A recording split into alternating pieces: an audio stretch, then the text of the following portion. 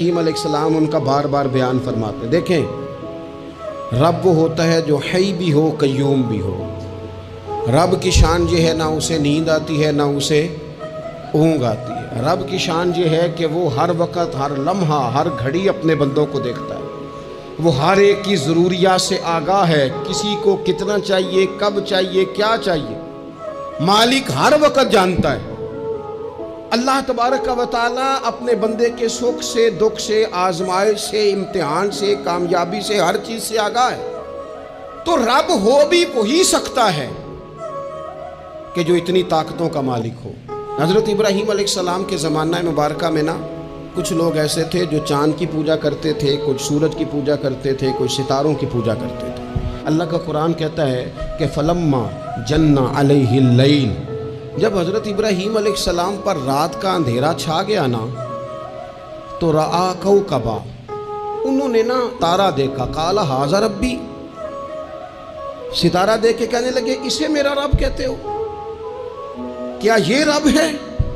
فلما افلا، پس جب وہ ڈوب گیا، قال لا احب الآفلین، کہنے لگے میں ڈوبنے والوں کو پسند نہیں کرتا۔ چمکتا ستارہ تم نے اسے خدا کہا، اور جب وہ ڈوب گیا تو فرمانے لگے یہ بھی کوئی رب ہو سکتا ہے جو شام کو چڑھے اور سویرے ہو ہی نہ، یہ کیسے رب ہو سکتا ہے؟ جب وہ چڑھا ستارہ تو فرمایا اسے میرا رب کہتے ہو، جب ڈوب گیا تو فرمایا میں ڈوبنے والوں، میری سوچ بڑی ہے، میرا معیار بڑا ہے، میں ڈوبنے والوں کو مانا، اسے کیسے خدا مان لوں جو ڈوب ہی جائے؟ پھر کیا ہوا؟ فلما رأى القمر، پھر انہوں نے چاند دیکھا، بازیگن چمکتا ہوا، قال ھذا ربی، کہنے لگے اسے میرا رب کہتے ہو۔ فلما افلا، پھر وہ بھی ڈوب گیا، چاند بھی ڈوب گیا، قال لئن لم یہدنی ربی لأکونن من القوم الضالین، فرمانے لگے اگر میرا رب مجھے پہلے سے ہدایت نہ دیتا تو میں بھی گمراہ لوگوں میں سے ہو جاتا۔ وہ چاند جو رات کو چڑھا اور سویرے ملا ہی نہیں، وہ کیسے خدا ہو سکتا ہے؟ خدا تو وہ ہے کہ جس کو جب پکارو وہ پکار کو سنے، وہ میدان میں بھی سنے، وہ گھر میں بھی سنے، وہ اندھیرے میں بھی سنے، وہ روشنی میں بھی سنے۔ وہ ایسا مالک ہے کہ جس کا دیا ہوا رزق ماں کے پیٹ میں بھی پہنچے اور اس کی دی ہوئی زندگی قبر میں بھی بندے کے ساتھ چلی جائے، قبر کے اندر بھی بندہ اٹھ کے بیٹھ جائے خدا کی دی ہوئی توفیق سے، وہ رب ہے۔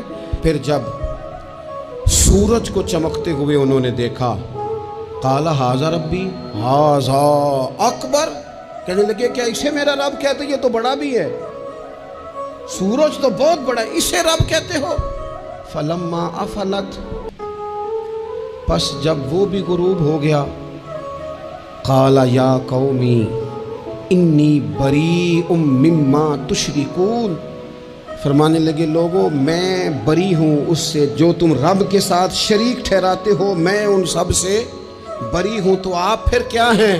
کہنے لگے انی وجہت وجہی للذی فطر السماوات والارض حنیفا وما انا من المشرکین، کہنے لگے میں نے ہر باطل سے جدا ہو کے اپنا منہ اس رب کی طرف کر لیا ہے جو زمین و آسمان کو پیدا کرنے والا ہے، اور میں مشرکوں میں سے نہیں ہوں۔ میں نے اپنا منہ اپنے رب کی جانب کیا، میں نے اپنی توجہ اس طرف کی ہے جو زمین و آسمان کو پیدا کرنے والا ہے۔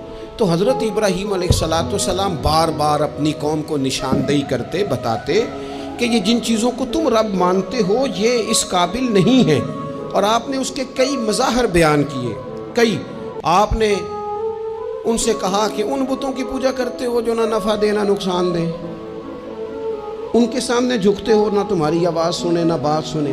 دنیا میں ڈھیر ساری بت پرستی ہے آج بھی، اور مسلمانوں کو حاجت ہے کہ وہ قرآن مجید کی آیات کو یاد کریں، حضرت ابراہیم علیہ السلام کے ان دلائل توحید کو وہ ازبر کریں۔